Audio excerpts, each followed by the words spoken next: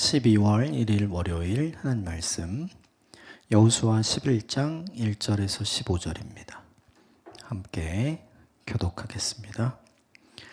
하솔 왕 야빈이 이 소식을 듣고 마도낭 요밥과 시므론과 악사방과 및 북쪽 산지와 긴네롯 남쪽 아라바와 평지와 서쪽 돌의 높은 곳에 있는 왕들과 동쪽과 서쪽의 가나안 족속과 아모리 족속과 헷 족속과 브리스 족속과 산지의 여부스 족속과 비스바 땅 헤르몬 산 아래 히위 족속에게 사람을 보내매 그들이 그 모든 군대를 거느리고 나왔으니 백성이 많아 해변에 수많은 모래 같고 말과 병거도 심히 많았으며 이 왕들이 모두 모여 나와서 이스라엘과 싸우려고 메론 물가에 함께 진쳤더라. 여호와께서 여호수아에게 이르시되 그들로 말미암아 두려워하지 말라. 내일 이맘때 내가 그들을 이스라엘 앞에 넘겨주어 몰살시키리니 너는 그들의 말 뒷발에 힘줄을 끊고 그들의 병거를 불사르라 하시니라.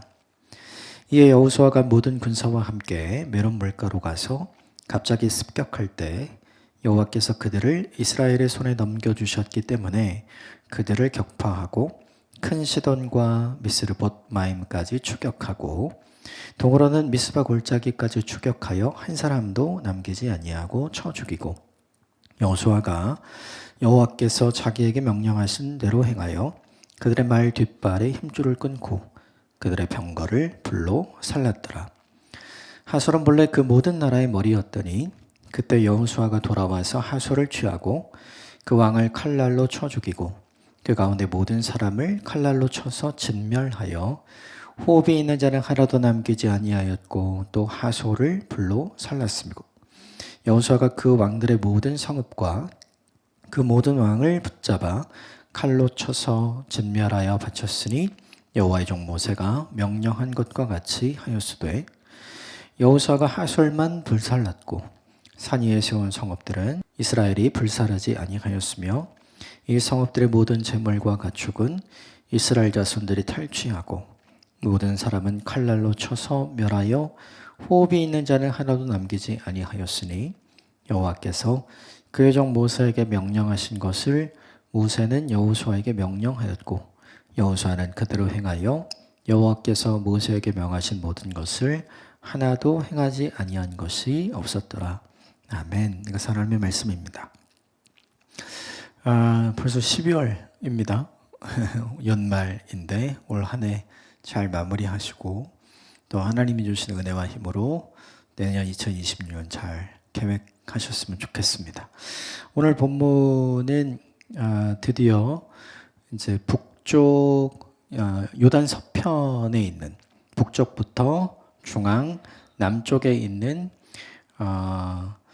요단 서편의 가나안 사람들이 함께 힘을 뭉쳐서 이제 진격을 해오는 이스라엘 백성들과 이제 대치하는 상황이 오늘 본문 앞에 나오고요.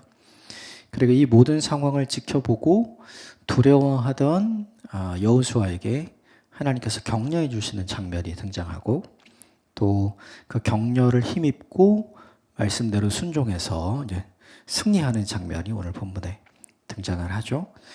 크게 세 부분의 내용이 나오는데 몇 가지만 같이 좀 보고요. 같이 우리에게 적용할 것들을 좀 적용해 보겠습니다. 먼저 4절 말씀 같이 읽을까요? 4절 시작. 그들이 그 모든 군대를 거느리고 나왔으니 백성이 많아 해변에 수많은 모래와 같고 말과 병거도 심히 많았으며 여리고성의 승리 이야기 또 아이성의 승리 이야기를 듣고 요단 서편에 있는 모든 가나안 족속들이 긴장하기 시작을 했죠.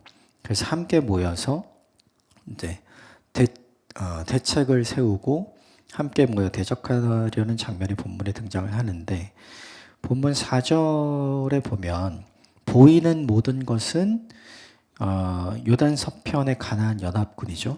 이 본문이 보여주는 게 뭐냐 하면 군대가 많고 말과 병거가 많고 백성이 심히 많았다. 그 숫자가 해변의 모래 같았다.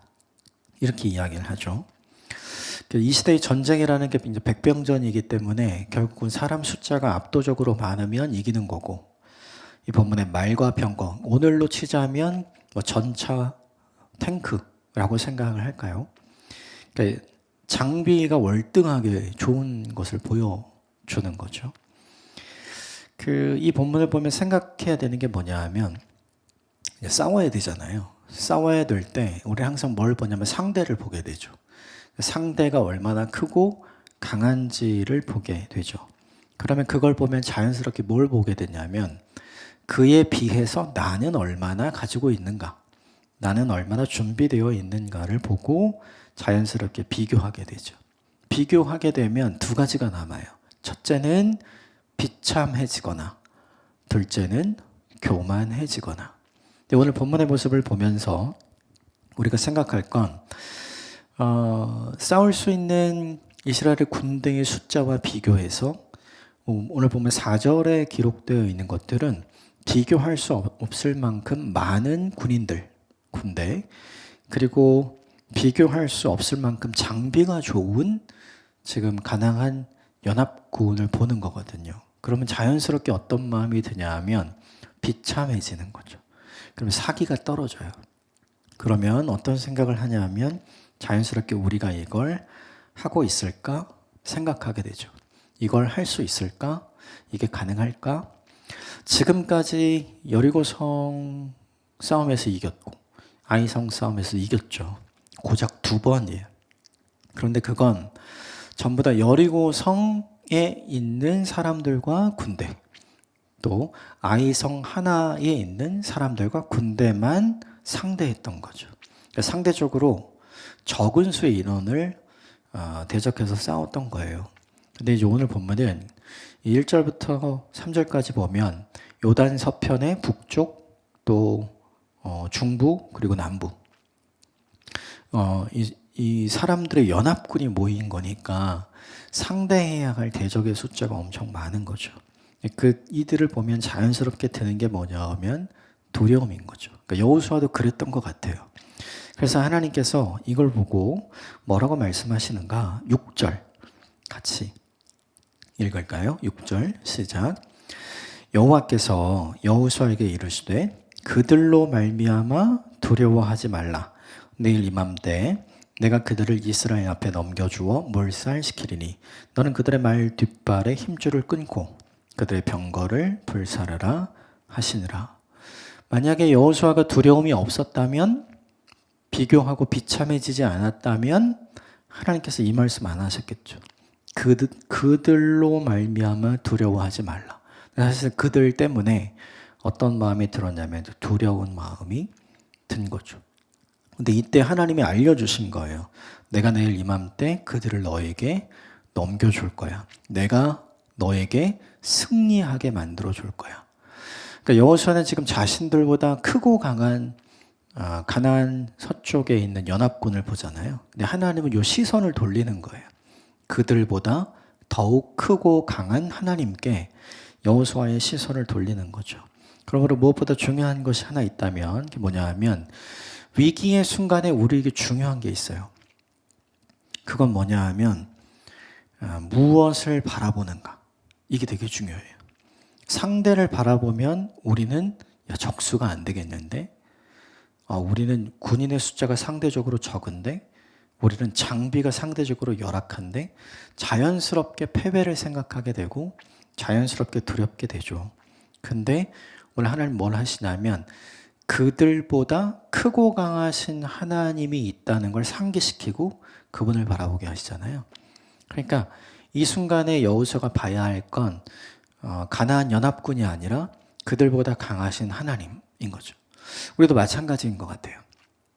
내 인생이 누군가와 비교하게 될 때, 그래서 비참해지게 될 때, 그래서 두려움이 찾아오고 괜히 왔다 생각이 들고, 그리고 할 수 없겠다, 이런 부정적인 생각이 들 때 우리가 해야 될 게 있죠. 그건 뭐냐 하면 그 대상을 바라보는 게 아니라 상황을 여기까지 허락하신 하나님을 바라보는 게 중요해요. 그 하나님을 바라볼 때 생기는 일이 있죠. 6절 하반절에 이렇게 되어 있어요. 내가 그들을 이스라엘 앞에 넘겨주어 몰살시키리니. 네가 네 힘으로 네 실력으로 승리하는 거 아니야. 내가 너에게 승리를 줄 거야. 그러니까 지금까지 이 전투의 승리처럼 이 전투는 스스로 만들어낸 승리가 아니라 하나님께서 주신 승리인 거죠. 그러므로 중요한 두 번째 메시지는 승리는 내가 만드는 게 아니라 하나님이 주시는 것이다. 그러므로 중요한 것이 있어요. 내 인생의 문제가 크면 클수록 우리는 그 큰 문제를 바라보고 근심하고 걱정하고 염려하잖아요. 근데 그때 성도와 교회가 해야 할 일이 있어요. 그 문제보다 크고 강하신 하나님 바라보는 일. 시선을 하나님께 두면 두려움이 사라지고 담대함이 생기지만 그 시선을 하나님으로부터 떼서 상황만 바라보면 오히려 더 큰 두려움이 찾아오게 되는 거죠. 그러므로 이걸 하나 기억하셨으면 좋겠어요. 내 삶의 문제가 커지면 커질수록 그것보다 크신 하나님이 있다는 걸 기억해야 돼요.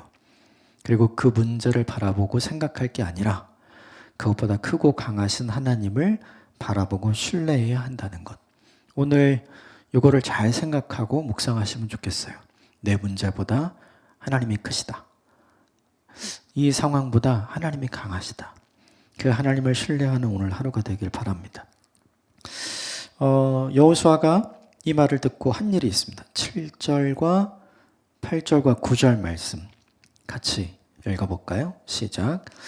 이에 여호수아가 모든 군사와 함께 메론 물가로 가서 갑자기 습격할 때 여호와께서 그들을 이스라엘의 손에 넘겨주셨기 때문에 그들을 격파하고 큰 시돈과 미스르본마임까지 추격하고 동쪽으로는 미스바 골짜기까지 추격하여 한 사람도 남기지 아니하고 쳐 죽이고 여호수아가 여호와께서 자기에게 명령하신 대로 행하여 그들의 말 뒷발에 힘줄을 끊고 그들의 병거를 불로 살랐더라. 오늘 본문 7절에 되게 의아한 선택을 여호수아가 하죠. 먼저 갑자기 습격한 거예요. 먼저 공격한 거죠. 그러니까 이게 뭐냐면 상대 숫자가 훨씬 많잖아요. 그리고 여호수아 군대의 숫자가 훨씬 적단 말이에요. 그러니까 이럴 때 일반적으로는 어떻게 하냐면 상대가 공격하는 걸 막는 거죠. 상대가 공격하는 거를 잘 막는 게 이 방어가 최선의 공격이 되는 방식이 뭐냐 하면 이 숫자적으로 열세일 때 보통 사람들이 선택하는 방식인 거죠. 페르시아 군대와 스파르타 군대가 싸웠던 역사적 사건을 영화로 만든 거 300이란 영화 있죠. 혹시 기억하시나요? 페르시아 군대는 엄청나죠. 근데 스파르타 군대는 300명밖에 안 됐잖아요. 그래서 어디를 선택하냐 하면 이 군대가 올 수 있는 좁은 길을 선택하고 거기를 딱 지키죠. 한꺼번에 많은 사람들이 오지 못하도록. 그리고 스파르타 군대가 한 일은 뭐냐 하면 공격을 무조건 방어하는 거예요. 그래서 굉장히 큰 승리를 거두잖아요. 마찬가지로 그게 일반적인 거예요. 그런데 오늘 본문에 보면 먼저 공격하죠. 그러면 이 먼저 공격은 여호수아의 생각, 여호수아의 판단이었을까요? 아니죠. 지금 요 앞 본문에 하나님께서 하시겠다고 하시잖아요. 그러니까 이 본문을 보면 뭐냐면 여호수아가 스스로 생각하고 먼저 움직인 게 아니라 하나님이 말씀하신 거예요. 먼저 공격해라. 가만히 있지 말고 방어하지 말고 먼저 공격해라. 근데 이건 순종하기 어렵죠. 먼저 공격하면 숫자도 적은데 사람도 흩어져야 되니까 역습을 당하면 오히려 한 방에 끝나는 거거든요. 근데 여호수아는 뭐 하냐면 순종하죠. 근데 결론은 뭐냐 하면 순종하니까 이 앞절 본문에 6절에 말씀하신 것처럼 하나님께서 뭐 하시냐? 책임져 주시죠. 이게 되게 중요해요. 이해 안 되는 것들을 하나님께 말씀하실 때가 있어요. 우리는 하나님 이해가 되면 하겠습니다. 납득이 되면 하겠습니다. 이렇게 얘기하거든요.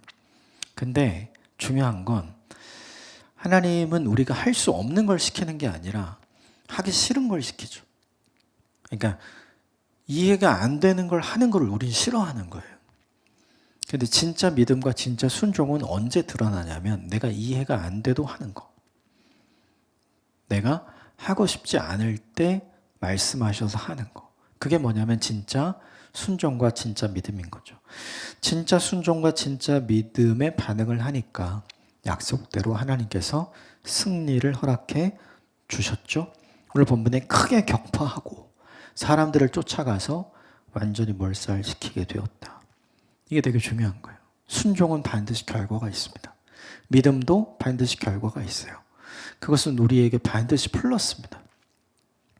야, 이대로 순종하면 우리한테 해롭겠는데? 지겠는데? 이건 우리 생각이에요.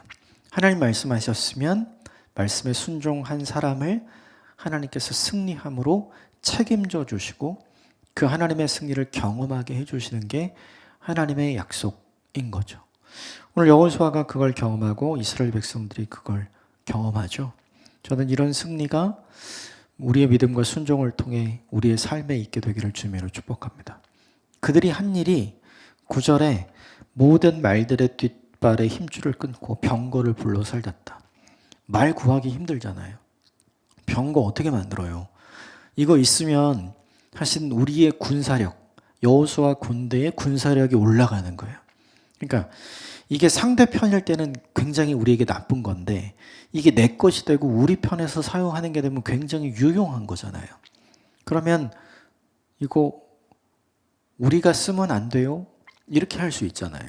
근데 그렇게 하지 않고 하나님 말씀하신 대로 다 없애버리죠. 이게 뭐냐 하면 믿음이죠. 믿음은 언제 증명되냐 하면 말씀대로 순종해서 믿음대로 결과를 본 이후에 그때 또 다른 믿음의 테스트가 우리에게 있어요. 승리하고 나면 이거 좋아 보이거든요. 내 거 하면 훨씬 좋겠거든요. 근데 여호수아가 놓치지 않은 건 뭐냐 하면 이거 있으면 또 다른 전쟁에서 승리할 수 있겠다. 우리 힘이 세지겠다. 커지겠다. 이게 아니라 우리가 이렇게 작아도 말씀대로 순종했을 때 승리를 주셨다면 그 승리를 주신 하나님을 붙드는 게 우리에게 더욱더 유익하다. 여호수아는 이걸 알았던 거예요. 그래서 눈에 보이는 전차, 탱크, 기병 이거 전부 다 없애버린 거죠. 이 선택은 분명 쉽지 않아요. 우리는 다 눈에 보이는 좋은 것을 선택하고자 하잖아요. 그런데 여호수아가 잘한 건 눈에 보이지 않는 하나님이 눈에 보이는 말과 눈에 보이는 병거보다 훨씬 더 강하다. 이것을 선택한 거죠.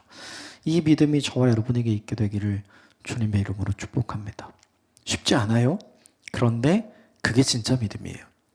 마지막으로 10절부터 오늘 보면 15절까지 계속해서 반복되는 내용이 있어요. 여호와의 종 모세가 명령한 것 같이 여호수아가 다 행했다. 이 내용인데 오늘 본문 15절 마지막으로 같이 읽어볼까요? 시작. 여호와께서 그의 종 모세에게 명령하신 것을 모세는 여호수아에게 명령하였고 여호수아는 그대로 행하여 여호와께서 모세에게 명하신 모든 것을 하나도 행하지 아니한 것이 없었더라. 여호수아의 장점이 뭔가가 분명히 드러나죠. 하나님이 여호수아를 선택하신 이유가 무엇일까 생각해 보면 여호수아가 탁월해서 실력이 충분해서가 아니에요. 그게 아니라 모세를 통해 여호수아에게 전달된 내용을 충실하게 하나도 빠짐없이 여호수아가 순종하는 태도를 가지고 있었기 때문이에요. 그러니까 하나님께서 중요하게 여기시는 게 있어요.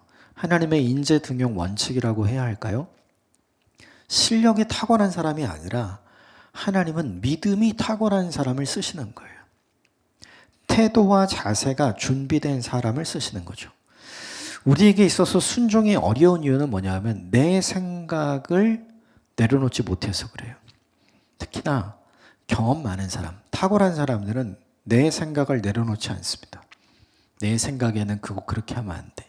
내 경험에는 그거 그렇게 하면 안 돼. 이게 뭐냐 하면 실력이 탁월하고 경험이 많은 사람들이 갖고 있는 인생 노하우예요. 근데 하나님은 아는 거죠. 우리가 가진 인생 노하우로 우리가 우리 인생의 승리를 만들어내는 게 아니라는 걸 아는 거예요. 그 인생 노하우 없어도 하나님을 신뢰하고 하나님 말씀을 따라 믿음으로 순종할 수 있는 태도와 자세를 가진 사람을 통해 하나님은 하나님의 강함을 드러내 주시고 하나님은 하나님의 전능하심을 보여주시는 거죠. 그러므로 중요한 게 있어요. 순종은 몰라서 못하는 게 아닙니다. 순종은 알지만 안 하는 거예요. 왜 안 하냐? 내 생각을 내려놓지 않아서. 그런데 오늘 본문에 보면 여호수아의 장점이 그거죠. 여호수아에게 명령한 대로 모두 다 여호수아가 순종한 거죠. 그 순종은 모세를 닮아 있죠. 이게 너무나 중요해요. 순종은 결국 우리의 믿음만큼 하게 돼 있는 것 같아요. 실력도 중요하고 인생 경험도 중요하고 또 많이 아는 거 이런 거 다 중요하죠. 준비되어 있는 거 리더로서. 그런데 하나님이 택하신 하나님이 사용하신 리더로서 무엇보다 중요한 건 뭐냐 하면 내 생각을 열어놓고 A부터 Z까지 순종할 수 있는 태도와 자세를 가졌는가. 결국 하나님은 그런 사람을 통해서 우리가 약할 때 하나님의 강함을 드러내 주시고 우리가 무능할 때 하나님의 전능하심을 경험하게 해주는 거죠. 오늘 하루를 사시면서 이 태도가 내게 있는지를 점검해 보시면 좋겠어요. 인생의 탁월함도 중요하지만 더 중요한 건 하나님 말씀에 순종하는 태도와 자세를 갖고 있는가. 이 자세를 가진 저와 여러분이 되시길 바랍니다. 함께 기도하겠습니다.